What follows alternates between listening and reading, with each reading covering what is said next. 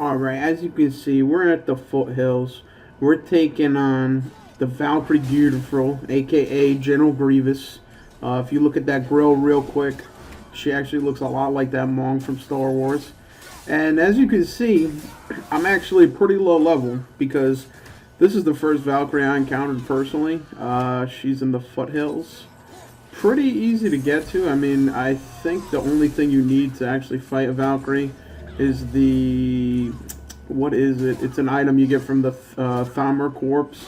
Basically just to break down the door and come in here and punch these bitches in the face. For this fight, if you've never fought a Valkyrie, which I hadn't, it's kind of important just to make sure that you have your axe ready to throw at any time. Unless, of course, your son is actually leveled up to a point where he can do so much damage to stun the Valkyrie itself. At this point in the game, I don't think I had that because I think you need to have like maybe 2/3 of the way your son's power in the bow to actually like stun and knock them down. Although if you just throw the axe at them like I did there a few seconds ago, it actually does work. A little bit tougher just because you can't spam square and magically just make them fall down. But for the most part, it's not too bad fighting Valkyries, especially this one. The key is to basically look at it as like a pattern boss, whereas this one, the only time it's good to attack is pretty much if you use a special attack, like use LB then RB to basically stun them temporarily, or you throw the axe at them like that and they're stunned for a second, you actually go up and punch them in the face. And for this boss fight, it's actually really easy once I figured out the pattern, which is kind of sort of the case for these Valkyries. Another thing that I did not figure out, I don't think for, I don't know, maybe until I fought my second or third Valkyrie, is that you actually can block most attacks just fine without any punishment, and it's actually better to block.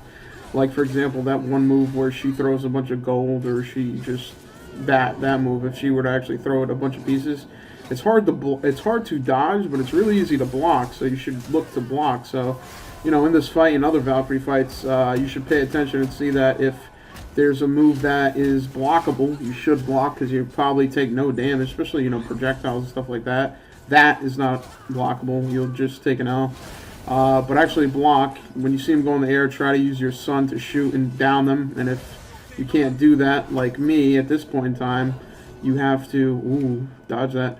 You have to throw your axe. But they really are pattern bosses, and I think with this boss, once you see the pattern at least once or twice, you'll be a little bit more comfortable with fighting against them. I know this boss isn't too crazy, but for me, personally, when I first fought this Valkyrie, it took a really long time because I wasn't expecting it. And I was playing God of War on the second to last difficulty, which is pretty normal. I'd say it's normal for the most part. And I really didn't expect to see an enemy this hard, and I think it's recommended to be like level 6 or higher before you fight the Valkyries, and at this point I think it was maybe 3 or 4. You have freed me from my corrupted form. So it's not too bad. Eternal gratitude. Eternal But gratitude. my sisters remain trapped as I was. Take my helm. Find them. Free them.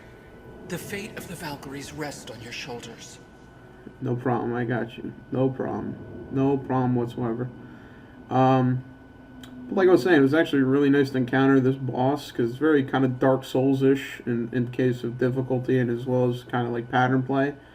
And I think that once you get used to the pattern and kind of figure out what to do, when to do it, and what moves to block and what moves to parry. If you can parry, that's good because you get an extra stun. If you can block because you won't take too much damage. And I think for the most part, it's pretty much just making sure that you're not retarded like me, dodging when you could be blocking, and parrying when you're supposed to, as opposed to just doing some dumb stuff.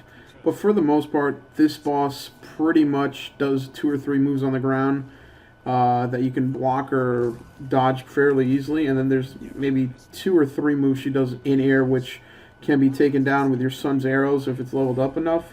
Or you just use your axe and bring that bitch back down to earth, and it takes 2 seconds to just go over and pummel them. But definitely a cool boss battle, and was really happy that I encountered this And it made God of War a lot better in my eyes.